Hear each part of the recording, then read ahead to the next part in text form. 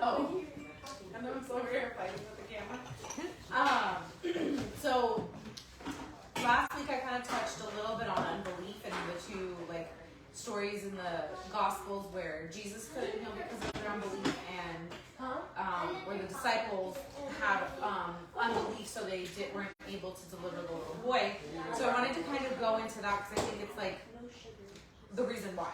It is the reason why we can't receive. And people get offended by that, and it's a really hard thing because it does come back on us a lot. Because Jesus did everything he needed to do here on earth, and he gave us authority, and so people don't like to have to deal, I guess, with themselves. But sorry. I wanted to kind of start by talking about a story about the Israelites. I think it's a good example of unbelief, even though it wasn't specific to healing. It talks about unbelief, and you can kind of relate it, and I'll relate it to another story in the gospel, in the gospel where it was about unbelief, but so you kind of get an understanding of how unbelief works. And it's when the Israelites walked into the when they were going to the promised land, and they sent out 12 spies. They sent out the 12 spies. They had already been promised this land. They had already been told, you're going to take possession of it. And they went into spying. They were supposed to just go look what it was like, and everything. They come back, and 10 of them gave a bad report. And 2 of them, hey you guys, shh. 2 of them gave a good report. And because they knew the promise, they knew what they had been told was theirs, and so they had truth. And the other 10 didn't focus on truth, focused on what was. And one of the things that most stuck out to me in that story, and has always stuck out to me, is in Numbers 13 at the end. It says, there we saw the giants. This is the bad report, and this is what they're saying. There we saw the giants, and we were like grasshoppers in our own sight. And so were we in their sight. And I think it's funny because they saw the situation first, and then they compared themselves to that situation. So they saw the facts of something big and horrible, and then they said, and that's how and it is true. They agreed with those facts. Rather than saying, it doesn't matter if that's how they see us, because we were promised something, they agreed with that. So what happens next is now, in Hebrews 3, we see that it says they couldn't enter the rest, they couldn't enter their promise because of their unbelief. And it wasn't anything else. There wasn't anything else. It wasn't because they didn't try to go. No, it was because of their unbelief only. So, and the reason I wanted to use that topic because it kind of relates back to how it is with us in our healing every day, like whatever it may be. And the story that I wanted to focus on today was in one of my favorite stories. But part of one of my favorite stories. It's in Mark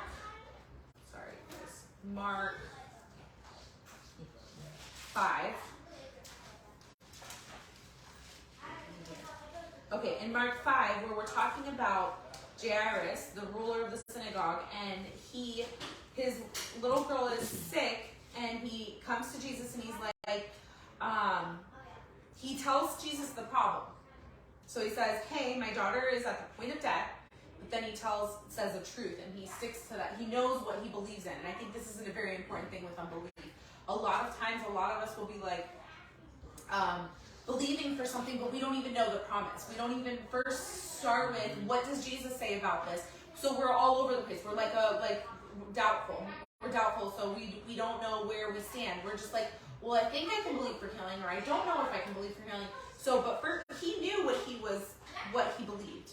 So he said, come and lay your hands on her that she may be healed and she will live.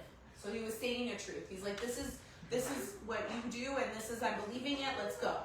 So then we see the story goes on, and it talks about the woman with the issue of blood comes and touches him as they're walking to heal his daughter, and he gets caught up in that. She gets healed, and then what happens next is people from his house come and say, hey, just don't bother Jesus anymore. Your daughter's dead. And this is where I think if we could sum up all of healing, it would be summed up so well in believing. Because I think that's the thing. we don't always have to just focus, a lot of us focus on the unbelief instead of just focus on what does believing look like. And I think this is the story that can really show us that. And it's what happens as soon as they say that. It says, as soon as Jesus heard the word that was spoken, he said to the ruler of the synagogue, do not be afraid, only believe. So right away, he focuses his attention on believing. He's like, just believe. That's all we have to do. And a lot of people, that's offensive because, well, what is it? There's nothing else for us to do. Jesus already did it. So all we have to focus our attention on for ourselves. And I'm going to say this is an important thing. We can only believe for ourselves. We can believe for people under authority like our children or someone that has asked us to pray. But even with someone that has asked us to pray, we want to have, and I'll probably talk about this later on more, but I'll just say this in summary, like, we want to discern whether that person really is wanting to believe for this. Obviously, if we have a gift of healing, then, we just lay hands on the sick. We can believe for them, but sometimes you want to make sure that person's not going to hinder what you're believing for. If they're really not wanting prayer. I guess that's what I should say. There's people that they say they want prayer, but they really don't want prayer. They don't really want to be healed, or they really just don't have, but that's for another topic. So my point was that he says that, he turns to him, he says, do not be afraid and believe only. So that's the thing that we can learn with any situation that we have. That's the first thing we should be focused on. We need to just believe. And then he goes on and it says, and he permitted no one to follow him except Peter, James, and John, the brother of James.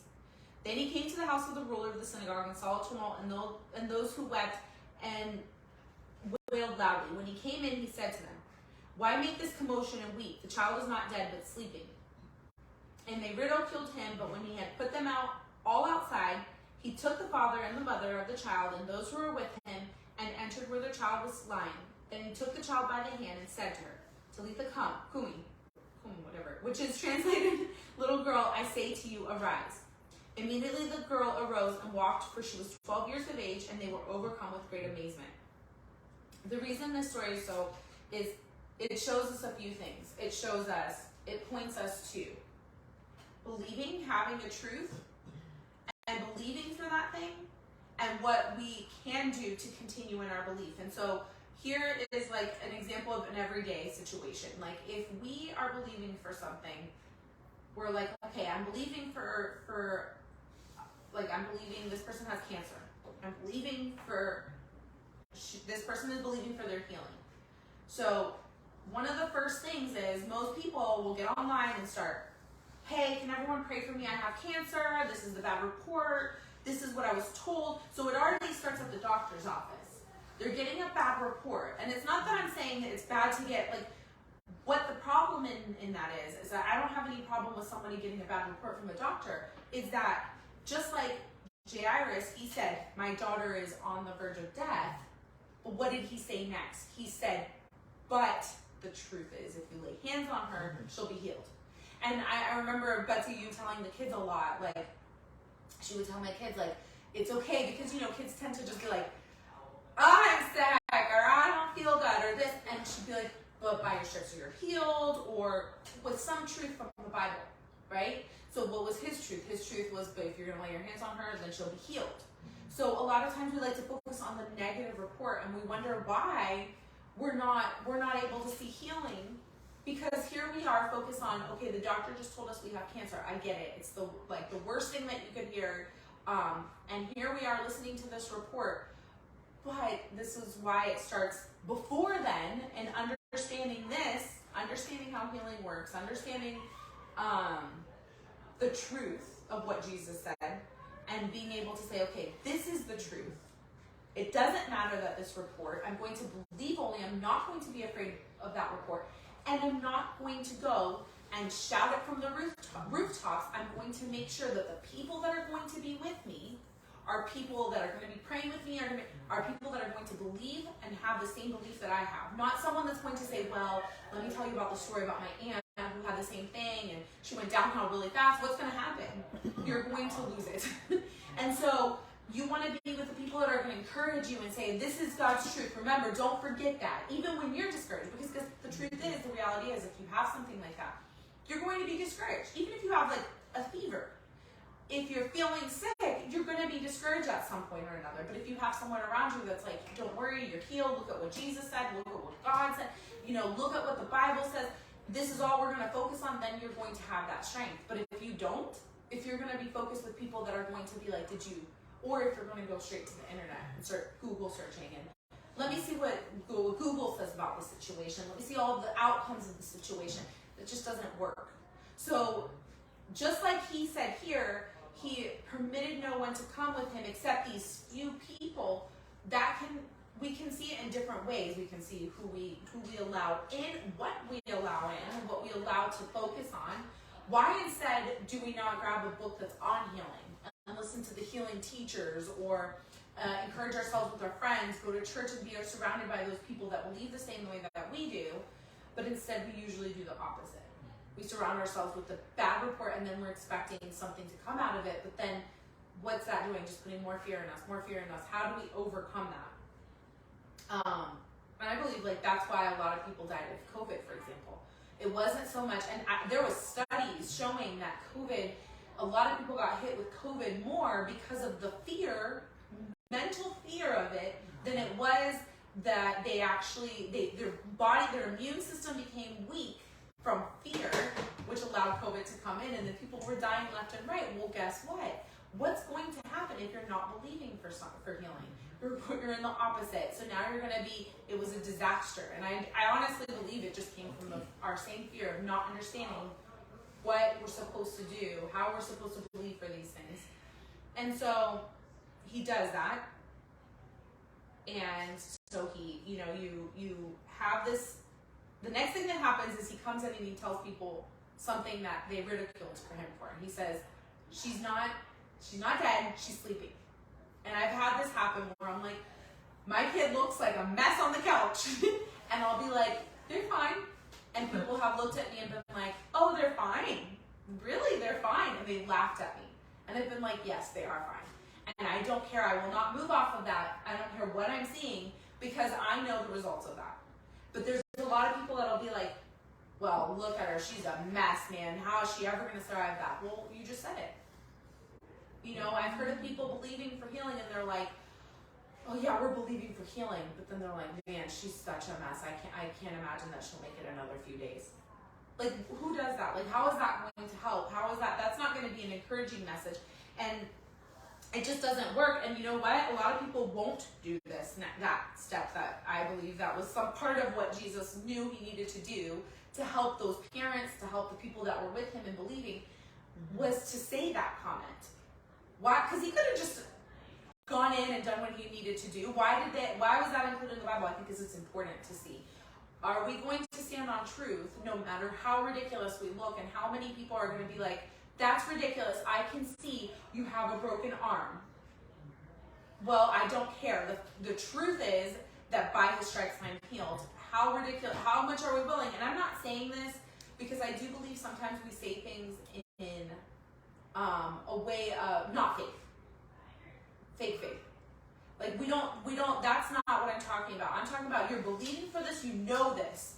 That's the thing about believing. Believing is that you know that you know that you know that you have something. It's not believing something in hopes that you'll get something. That's not faith. Faith isn't believing something in hopes that you'll get something. It's the hope of the things. So it's already there. We already have it. It's the substance of that hope. It's what we already have. So he was saying this because he knew she was not dead. He knew he was going to be able to raise her from the dead. And he was able to say that in faith. So here he comes up to her, grabs her, picks her up, and she's fine, right?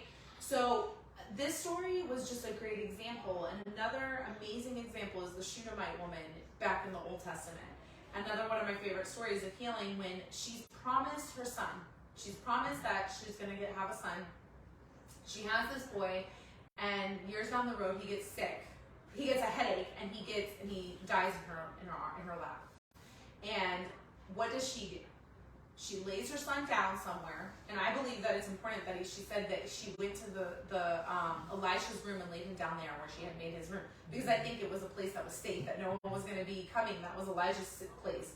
And so then what does she do next? She goes to her husband, tells him, I'm leaving, I'm going to see the prophet, and what does he say?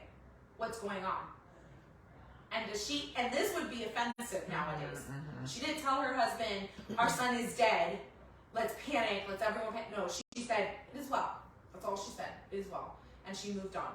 And then she saw his helper, and she was like, it is well. Everything she said, it is well, it is well. And then she finally got to him. He knows something's not right. She's obviously, losing it at that point, but still, it is well. And he comes back and he heals her. He brings her son back from the dead. But once again, what is the same in the Old Testament and in the New Testament? What are we seeing? They're not involving everyone. They're not telling everyone it doesn't matter. For some particular reason, she didn't involve her husband. And for some people, it might be offensive. She didn't involve her parents, her siblings, her children, her workers, nobody. She involved no one. If that's all, because I know for a lot of people, they'll be like, well, nobody believes like I do. Then you have yourself and you have Jesus. If that's all you have, that's enough. This was proof. This is all she had. So she just kept to herself and said, it is well. She was declaring truth. Was that true? Yes, that was true. Was it a fact? No, her son was dead on a bed. And so for a lot of people, that's offensive. Well, how can you say that this is true if this is what the report says, or this is what you're seeing, or because that's the truth. That is the truth. She knew it was well because she knew he had promised her. She kept her eye on a promise. And that's what I think a lot of people, what happens with unbelief is people aren't keeping their eye on a promise. They're keeping their eye on all the problems that come along, and they're not focusing on, this is what I was told. This is what the Bible says about healing. This is what I'm promised.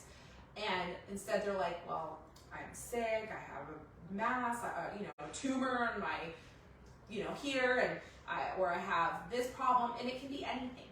Because a lot of people think, well, that's for cancer. No, it can be a rash, it can be a fever, it can be a cold, it can be anything, a sore throat. Anything that you have a problem with, and this can go for healing. I mean, it just goes to everything that you have in life. Any situation you have, your finances, if there's a promise in here, then you can stand on that promise. And if you can learn to just focus on that promise, then that promise is for you, and you're going to see the results of it. But a lot of people, first of all, don't even start here. They don't even start here. They won't start in reading and knowing what their promises are. And then they're filling themselves up with a ton of unbelief throughout their lives. So they never learn any of this. Instead, what they learn is they watch TV and they see all the things. Now it's fun to sit and relax and watch reels all day long. And what I notice is when I'm watching reels, what pops up? You look at one reel about this kid with cancer, and then 100 other reels of cancer pop up. And then now here's your unbelief. And then when something happens in your family, to someone you know, a friend, you don't have anything to stand on and accept everything that your eye has witnessed, which has been downfall, has been horrible stuff that happens to people. You talk. What happens when you're in big groups? Everyone loves to talk about sickness and death and how horrible, look at this horrible thing that happened, instead of just focusing, why can't we talk about the good stuff?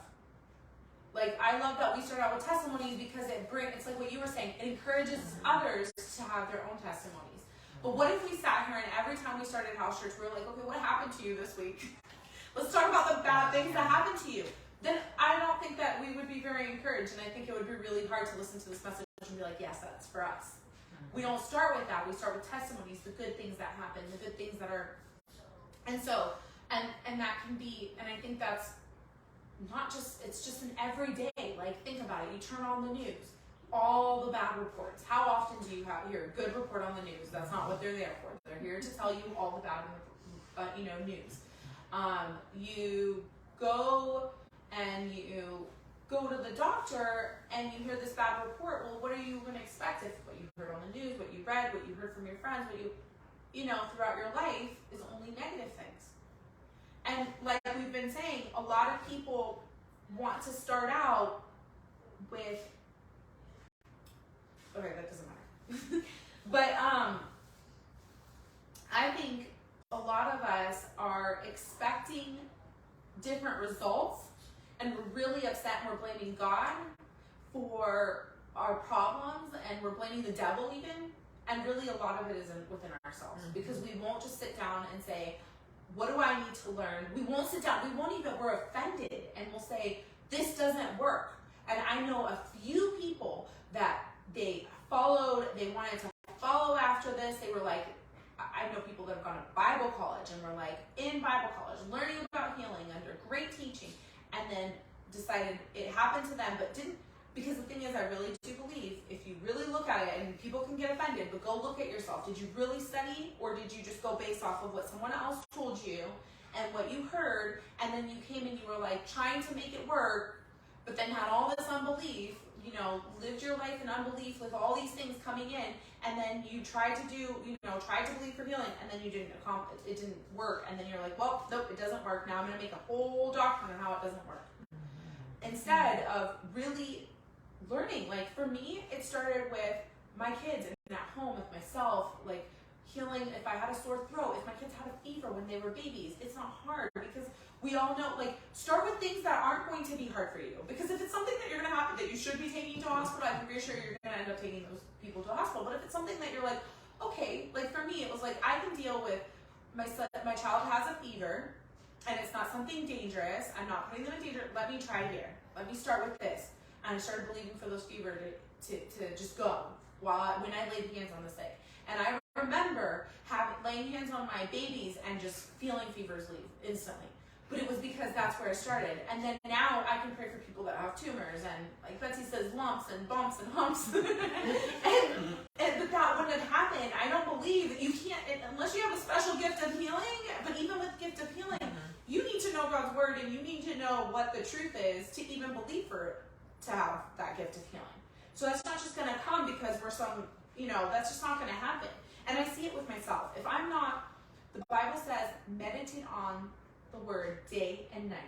It doesn't say here and there. It doesn't, and I see it for myself. If time goes by and I have not been in my word, and then something comes up, it's a lot harder to believe for that, because, and obviously I'm, you know, but it's a lot harder to believe for it. It's a lot harder to believe when I get a headache and I've just been like flushing out, and then I'm like expecting healing, and I'm like, oh man, I've got some unbelief, right?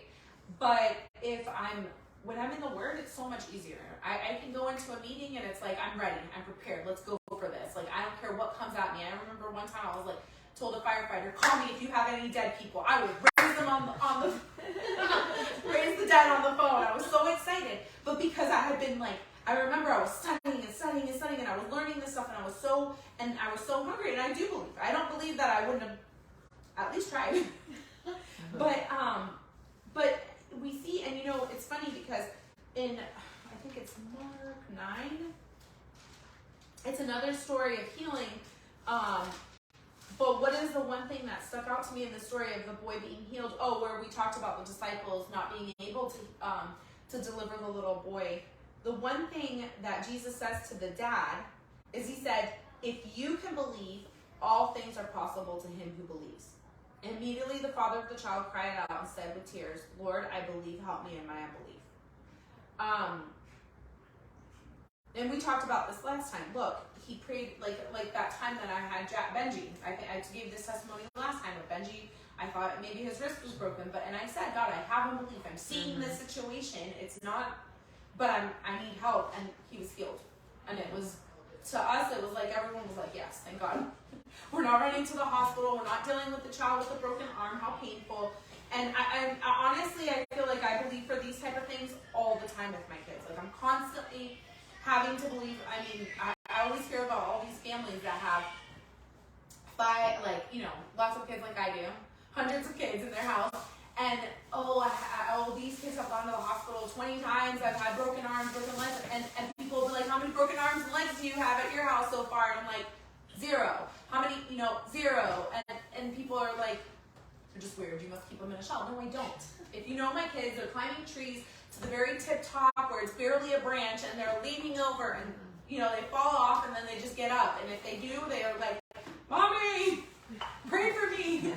And so this is something that I use daily, but I've learned I'm not going to, like with Benji that day, I didn't go and start calling everyone, help me, pray for, put on Facebook, hey, everyone help me believe for his healing. It wouldn't have helped. Half the people, first of all, I don't believe half the people pray. Half the people don't pray. I make a point. If I'm going to tell you I'm praying, so if anybody's ever received a message from me, I'm praying, it's because I'm going to pray for you. I'm going to believe for you. I'm not going to just say I'm going to pray for you because it's a nice little thing to say. I'm going to be believing for you. But most of the people don't, like, it's just in the custom. It's like we've gotten into the habit of saying, I'm going to pray for you. I'm going to pray for you. And then people don't see results. And it's because in the first place, they're not, it's just this. He said, if you can believe, all things are possible to him who believes. And that's offensive to some people because they're like, I am believing. But look at what you're saying. I think if you're that person and you right now you're wanting to be offended about, well, I do believe and I have believed. Okay, think about the things that you do on a daily basis. Think about the things that you say, what comes out of your mouth when you're dealing with something. If you're praying for someone and they're in a bad situation, are you saying, oh, I'm believing for them, but then in the next sentence saying, oh man, they look bad. They're on their way out. Like, pay attention to what you're doing. Pay attention to what you're looking at. Are you sitting here watching all these doctor shows of like all these death things and how this person had cancer? Pay attention to those things. What are you putting in front of your eyes? Are you talking about every deadly thing that happens in the world and focusing on that, or are you really paying attention to? Are you, like, honestly, why can't we take the time to look into testimonies? Like, I wonder if it would be as exciting for people. I don't think people would be as excited if I started putting reels of testimonies. How many times are you scrolling over actually people putting testimonies and you're like, that's not real. That's not real. But let's watch this one. This one's, and then expecting for the results of it. I think it's just, we need to, when we get the report, know that the report is not the final say. It's not what Jesus says. The report is just what we have here on earth. That truth always stumps the facts. So we can believe for healing despite what we're hearing. Despite a doctor telling us, even a doctor, because a doctor is not God, that we can fill ourselves up with the right things, right? And get all of the unbelief out. And if you're in unbelief, then what can you do? The opposite is fill yourself up with things that help you believe for healing, right? And honestly, if that means that you are by yourself in this, oh well. Just focus on I mean, there's tons of healing teachers that have, even if you didn't have teachers, even if you didn't have, the Bible has enough healing things that you could fill yourself up.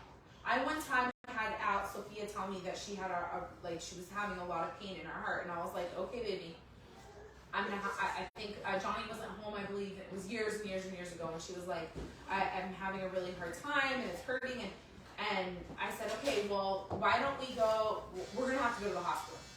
And she started crying and crying. I said, okay, so, but I don't want to be irresponsible either. So I was like, why don't you lay down? Let's read. And I read this specific story about Jairus and the woman with the issue of blood, and we went through it verse by verse. And I would just say, okay, you see how they're believing, you see how we just went through it like that. And by the end of it, she's like, Mommy, it just stopped hurting. And she's like, it's been hurting all day long. And she hadn't told me until that time because I think she was scared. I'm not sure. She was, young, but she's like, it's been hurting. I feel like I can't breathe. And I had some unbelief, but I was like, what can I do? Instead of sitting here and going online and Google searching what is breathing problems with heart problems, like what it hurts your heart, I didn't do that. I said, let's read the Bible and let's get ourselves filled first. And then the next thing you know, she was sound asleep, and so I was like, okay. And then we kept an eye on it, and everything was fine, and never had a problem ever again. And I've seen that so many times with different things. I can tell you testimony after testimony. We had Alice, and this is when we first were starting to really understand healing. She was born with a cyst in the back of her head, and we went to a neurologist, and the neurologist is giving us this report of, you know what, this thing is just going to grow. She needs to get it removed. It could affect her brain. It could affect, and the first thing I did was call Betsy. With this, I was like, I know, and I've learned enough already that I know that I need to do something other than go research what it is, go do further things, I need to stop first, take a pause, And I called the person that I knew would help me in this, and she answered and she was like, okay, let's pray, let's get together, let's lay hands on her, let's get you guys filled up with the truth. And that's what we did. We did just that. And I don't even remember. It just just suddenly we just would feel her head, and we were all impressed, because even her pediatrician was like, there was nothing there. Like, no bump, no lump, no nothing. But that was because we filled ourselves with truth. Saying that this doctor said this isn't just going to go disappear, this is just going to it could get bigger. And so, but we didn't base ourselves, it was just like this. We didn't base ourselves on the facts, we based ourselves on truth, we based ourselves on filling ourselves up, encouraging ourselves, keeping ourselves with the right people who were going to encourage us, and not people that would be like, take her to the hospital, get her in the emergency room, get her a surgery, and I'm not saying be irresponsible. If you can't believe for these things, I do believe this is where doctors come in. I do believe that we have unbelief sometimes and we need them, and I'm not saying don't go to a doctor.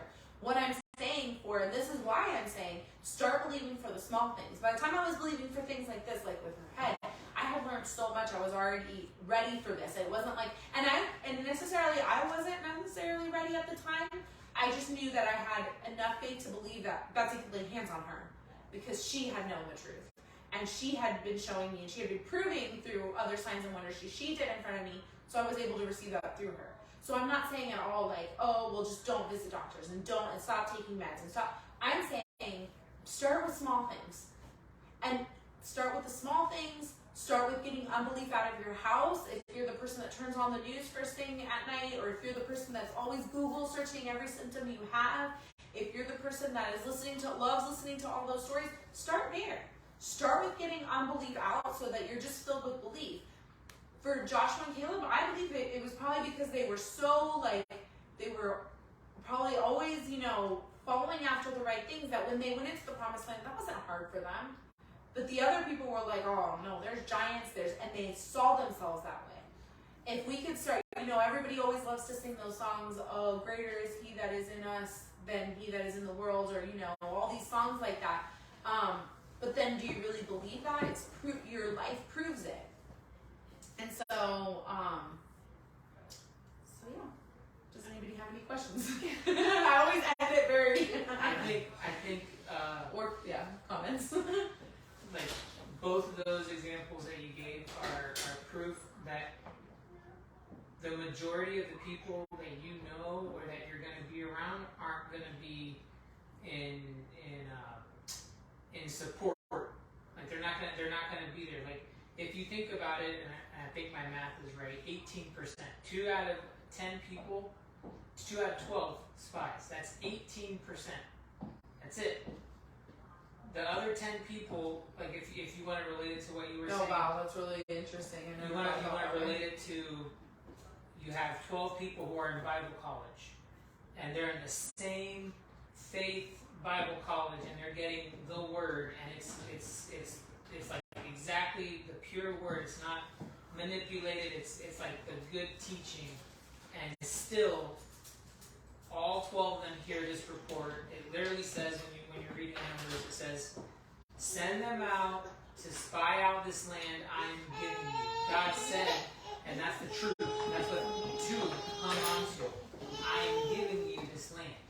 So you got 12 people that are hearing the same message, and all that, only 2 that out of the 12 actually cling to the truth and hold on to it in spite of every circumstance and everything you see. And then you go to the example of Jairus, and you've got all the family weeping and wailing, unbelief, people. I want to point that out. A lot of times it's the people that love us. I mean, they're weeping and wailing for a reason. They love that person. They care. It's that they're well-meaning. Sometimes they're well-meaning even in telling you, like, look, this is what you should do. This is what, And out of all that group of people, Jesus takes in the parents and the disciples that were walking with him. I think it was 2. So he took in 4 people with him. Out of a family and a gathering, he took in a small percentage. So most of the time, when you're believing for something, first of all, like Jesse said, you have to have that truth, and most of the time you're going to be in the minority in terms of of people that you can stand with and agree. And I think that that other, whatever, 80% of the people who are hearing the same message, it comes from a place of pride. They want to prove their point that healing, for example, isn't for everybody, and so they want to see you fail, so that then they can point the finger at you and say, "See, I told you so. I told you that healing isn't for everybody. Like, you keep sitting here and saying that it's according to faith, and that's pride, because when you tell somebody, hey, you're missing it. It's not that the word is missing. What did the disciples do? They asked, "What did we go? Yeah. Where did we go wrong?" And it comes from a place of pride. People will want to see you fail just to make themselves feel better and to justify their stance on healing, for example, to say like it isn't for everybody. It's not according to faith. How dare you say stuff like that? But the truth is the word is truth.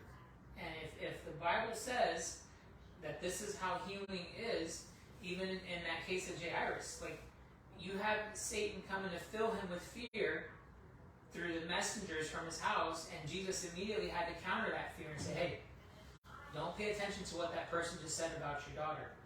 Fear not, believe. That's it. That's all you have to focus on. That's faith. Yeah. That's faith. And so I think that, like Jesse hit the nail on the head, like you can't just go and even people in your own household, sometimes you just have to discern, is this person going to be somebody who's going to stand with me in believing this? If not, then just like the Shunammite woman, she didn't tell her husband. She went to the prophet. She said, hey, this is the person that I know is going to stand with me in agreement to see my son raised from the dead.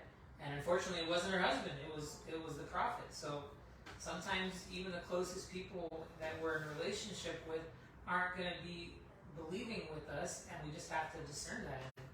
And like you said, if it's just you and Jesus and nobody else, that's enough. Yeah. It's really good, and I think a lot of people focus on the fact that I think a lot of people don't realize that it's just what you said, the 18%. It really is a small percentage of people that we can really rely on to get us through that, and that's not to be offensive, but that's just truth. I mean, unfortunately, if that was offensive, then at that point, Caleb and Joshua are the only ones that got to see the promised land. Oh well. And that wasn't offensive back then. They had died. God was like, you're not going in there. And even Moses, who had done all the right things, wasn't able to enter into the promised land. And so I think it's just a lot of times we want to focus on the wrong things, and we're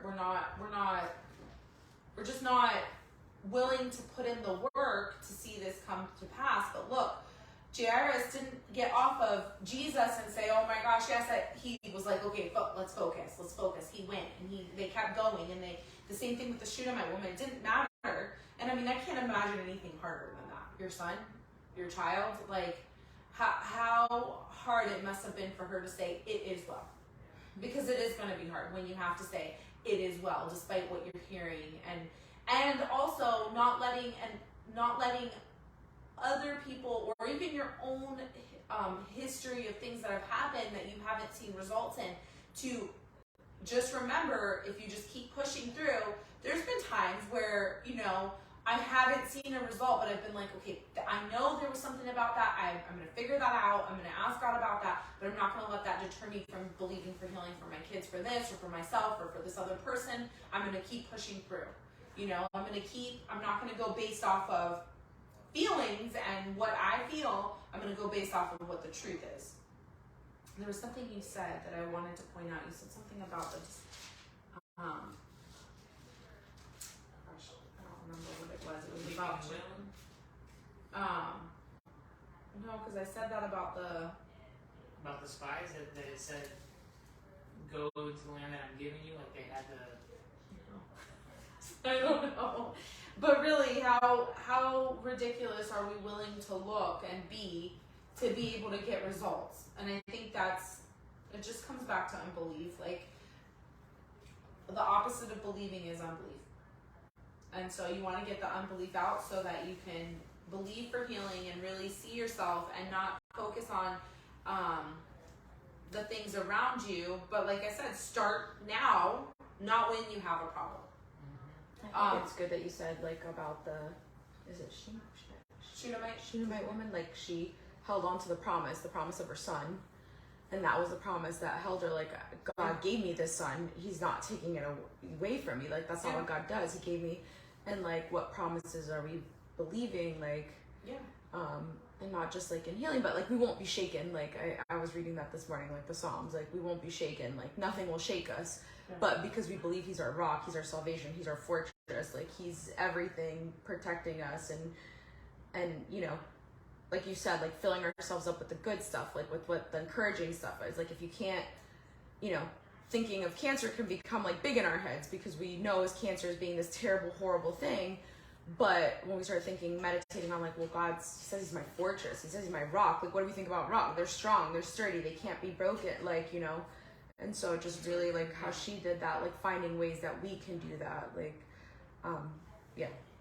I just thought that was really good that you said, like, she held on to that promise. Like, what promises do you know of God's? And if you don't any, how do you go back there and look at them? Like, and meditating on those day and night, so that way we're not caught off guard when something does happen. Yeah. And I have a story of unbelief in my own self. That one time I was doing my hair and I felt a little bump, and I had been. This is why I'm telling you guys it's important not to fill yourself with things. I had been looking at all these videos of all these people with cancer, and just for some reason it caught my attention, one story, and then they kept popping up, and I was like, oh my God, these are awful. You know, you just get drawn to that. What the devil's not here to, like, stir us away from him. He's here to draw us into the things that he has for us. And so here I was being drawn, like, oh my God, and even though it made me sad and it was awful, and I should have known better. And then all of a sudden I'm doing my hair and I feel this bump, and I'm like, I start losing it. I'm like, oh my God, I'm dying. I have cancer. And I'm being honest, I literally was like the worst thoughts, because it's never going to be, oh, it's just this. No, it's going to be the worst case scenario, right? And I was like, I have cancer, I'm dying. Like, I just started thinking about my kids. Like, this is so awful. And then I realized I have to stop. So I stopped myself. But then Johnny came home, and I look at him, and I'm like, ah! And he's like, what's wrong with you? I have cancer. And he's like, are you serious? Oh, I called Betsy, right? First I called Betsy. I called Betsy because I knew. I still know what to do. I called Betsy, and I was like, oh, and she's like, stop. I can't understand what you're saying. I have cancer. I have a bump on the back of my head. And she's like, okay, stop. She prayed for me. We got off the phone. She knew that I knew what to do, so we got off the phone. He gets home, and I'm like, I'm trying my hardest, and I'm having a really hard time. You need to believe for me. He's like, let me see, he's like, let me come in agreement with you guys. And then he looks at me and goes, you have a little bite or something on your bed. It's turned into a little bit of a bump because you've probably been scratching it. It's so embarrassing. But the thing is that and that's something stupid, but what if it had been cancer? Do you really think I would have seen the results being like, ah? I'm not saying that we won't have moments like that. And I can reassure you that Shunammite woman, she threw herself at his feet when she got to his feet. And that wouldn't have been wrong, but we just need to know and be filled. And you know what? You know what? I was like, what is the deal with me? Like, why did I just have this reaction? And he showed me right away, you're going to keep watching those videos. And I was like, no, I'm not going to keep watching those videos. And you know what? The temptation comes. Recently I was looking, and here comes this kid. Nope, not listening to that one. Because then I'm going to be in unbelief. And so I just think it's important what we put in front of our eyes. You know, you guys, a lot of people have heard about this, but the story of Smith Wigglesworth, he wouldn't even let a newspaper. He had another evangelist that was bringing in a newspaper. He's like, you can come in here, but you're not coming in here with that newspaper. And he made that person leave his newspaper outside because he was like, that's bad news. Like, I'm not going to listen to that. I think Courtney was recently telling that now she doesn't want to have flowers brought to her house because they're dead. Because somebody said, but I thought it was an interesting thing. Oh, like, why do you give people dead flowers? They're dead. Flowers are dead once you pick them. Like, give a plant. Plants are alive. Yeah. And they stay alive. But it's funny, but it's the same way. We don't really want to be bringing in all this stuff and then expect good results. Because you're not, it's going to be really hard. I see it in myself. It's going to be really hard to believe for those things. And who we're around, what we're sharing, what we're, also, if you do have unbelief and you come, why not stop And like the disciples, they had to, what did Jesus tell them when they couldn't? When he gave them the results of like why they weren't believing why they couldn't believe to deliver this boy and to heal him, he said, because this type of unbelief comes through fasting and praying. So there's also solutions. Like then maybe you need to fast. Maybe you need to spend some time in prayer. Jesus himself had to spend time away from the crowds. He would go away by himself and have time with him. And that he had just done that. When he told them that, he had just come from having a time alone. The story before that was about how he had just spent time alone. And so if we think that we can do it, but he couldn't do it without time with his fasting and praying, we're not going to be able to. That's just not realistic. And people think that the fasting and praying is for the miracle. It's not. It's for the unbelief to go, like to say quiet your flesh and your mind and to just focus on those things of God. Yes, because they think, oh, you have to fast and pray for, and then it'll go. No, like that'll just help your spirit build up. He already gave us the authority. Yeah. He already gave us the authority. He's already seated at the right hand, and he's like, I give you my authority to go lay hands on the sick and do all these things. And so those things are already taken care of. So why would we be talking about the devil needed to come out through fasting and prayer? No, a devil is, you can command a devil to go, and that's it. But unbelief, you need to fast and pray sometimes. Mm-hmm. And I believe that's because our flesh needs to be shut up and have to obey and listen to what we're saying. Yes, detox. You had something to share? No, I was just reading. I was reading that part.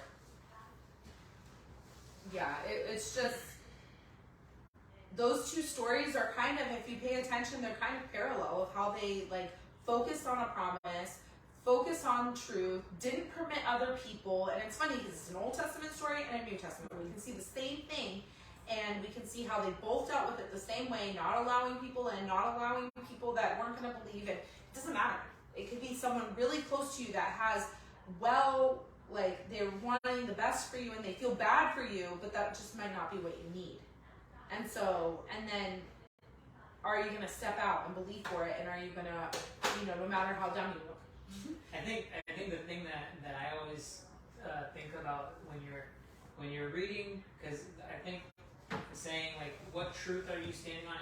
If you don't have some verse in the Bible that's been a revelation to you, the truth, it says, Jesus said, you shall know the truth, and the truth will set you free. It's the truth that you know that becomes revelation to you personally, that frees you from stuff like this. And so, if you don't have a verse or something that God has anchored you through the Bible, then I don't think that you're going to be able to stand against something and see success.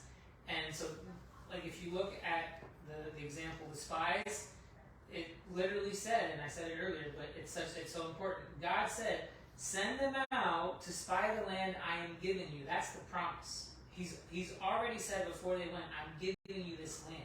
So Caleb and Joshua held on to those words. I'm giving you this land. It didn't matter to them how it was going to be given to them. They knew that was their promise. It's just like Abraham with Isaac. He knew that was his son. He knew he had been promised to be the father of many nations, and that was going to be his first son, his firstborn. That would be, And so did the Shunammite woman. She was promised a son. She had a promise. She said, and that's what I was reading right now. She even said, don't deceive me. Don't sit here and say you're gonna give me something. You're gonna give me a son. Don't play around. That's what you're saying. Stop playing. Mm-hmm. Are you gonna give me a son? Because if you are, let it be so. But she literally, when she came to Elisha, that's the thing that she said. Did I not say don't deceive me? She held on to that promise even in spite of everything that was going on. I said I really didn't want this, but you gave it to me. So now it needs to be you need to give me my son back because you gave him to me. You made it clear, and it didn't matter what happened. That was the thing that anchored her. And it's the same thing with Jairus. He knew his daughter wasn't doing well, and he knew that Jesus could lay hands on her and she would be made well. He knew it. It didn't matter everything that was thrown at him along the walk from when he met Jesus to when he got to the house. All those sticks that were thrown at him, it didn't matter. He hung on to the fact that Jesus, you're going to lay hands on my daughter and she's going to be made well. So I think it's really important for us to know that the step one is find the thing that's going to anchor you in what you're believing for. You have to have a promise that you're standing on. You can't just say, well, I believe the Bible, which is what a lot of people do. That 82% of people, they say, I believe this promise that we're getting the promised land, but then when push comes to shove, they don't see it happen. So then they say, well, it can't obviously be me. Then it has to be God. Like he's the one who's doing something, and it's not me. That's why it's like put yourself through like just nonstop healing. If you know that's something that you need, then put yourself through nonstop healing, like a healing school of your own, through reading through everything you can because then you can be grounded on what the truth is for that. Like, and I do believe that's a lot of people's problem is that too many times they'll listen to teachers. For example, I did say listen to teachers, but but this is ultimate. So like a lot of people will listen to teachers and I've heard like in prison, remember this at the women's prison? They compare it Bible verse after Bible verse after Bible verse after Bible verse, but they haven't really studied them, they just know it, they memorize it. They can tell you everything that a teacher has told them. People compare it, everything that a teacher, they could give a whole message that somebody else gave, word for word. But do they believe what they're preaching? Have they actually seen it for themselves? Have they really understood it for themselves? That's, I think, where the unbelief comes in. Because if you aren't really studying this word for yourself, not for someone else, not so that you can go and be a teacher, but are you studying it for your own good, for what you need? Because this guide is for each person for themselves. Yes, of course, it benefits other people. We become teachers through what we learn. But people can see it from a mile away when people don't. When people are just parroting what they've heard. That you can see it from a mile away. It doesn't work in their lives. And then you're like, why are you a disaster? Because you didn't really study this. You're just parroting what you learned. And then yourself, you're like, man, I haven't been seeing things, but now I'm going to start reading my Bible because I need to know what this truth is. I need to see for myself. Like, how many times have you heard people even just say things that aren't even in the Bible? You know, even about healing. Like, oh, do this and do... But that's not in the Bible. Or, you gotta, I don't know, but I probably could think of a few things off the top of my head that people say that's not in the Bible, but they believe to be a truth, or they believe that the Bible says. They'll even start with Bible says, and you're like, the Bible doesn't say that. Well, then people take, like Romans 8:28, all things work together for the good, and they leave it at that. Like that's like a very common quoted part of that verse that, everything that's happening to you, God's going to work it together for the good. But the rest of that verse says, all things work together for the good of those who love Him. And so if you are somebody who loves God, then you do what Jesus said. If you love me, you obey my commandments. The people who that verse works out for are the people who obey what Jesus is commanding them to do. So it's not like you can't just throw that out for everybody. Be living in sin. All things work together for the good, don't worry. No. It says, for those who love Him, you got to be doing what Jesus is asking you to do for you to see everything that's thrown at you be worked out for your good. And I know for a lot of people this can seem overwhelming, but it really isn't. It's more about understanding it from just, I'm telling you, just through reading through it. You'll get more and more revelation and understanding. It's not this complicated. You have to do all of these things. Getting unbelief out is literally just reading the truth so that you can have that in your heart, and then working on getting those things out that you don't need in your life that add to that in a negative way. It's not this complicated ordeal of you have to pray 100 times and you have to do this and you have to read this verse 20 times. And no, just it's simple, but it's not. It's simple, but it's not. People make it more complicated, I think it should be said. Not so much that it's not simple, it is simple. People, we make it more complicated. We think believing has to be like this hard thing, and it's not. It's just, but believing that part is going back to also not just seeing and reading, but also doing. And doing our part is those things that we've been talking about.